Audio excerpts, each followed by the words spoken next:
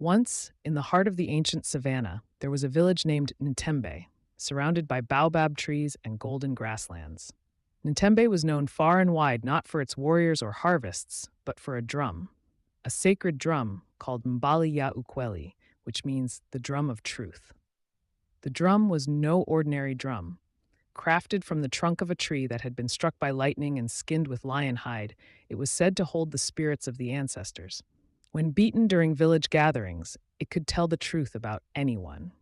If a person lied and the drum was played, it would not sound, only silence. But if the speaker told the truth, the drum would sing like the birds of morning. One season, the village chief, Okomfo, grew old and needed to choose a successor. Instead of choosing his own son, he declared that the next leader would be whoever the drum revealed as the most honest and wise among the youth.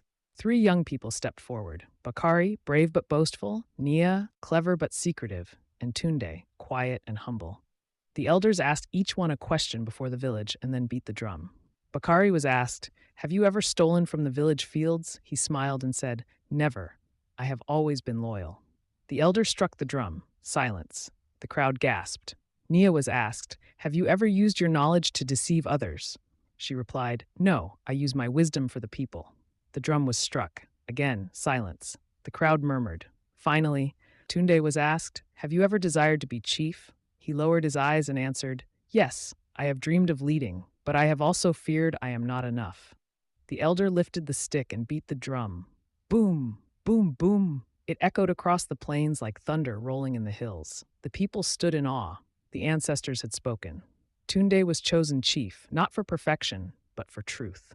Years passed. Under Tunde's rule, Ntembe flourished like never before. Fields bloomed, children danced, and justice was swift and fair.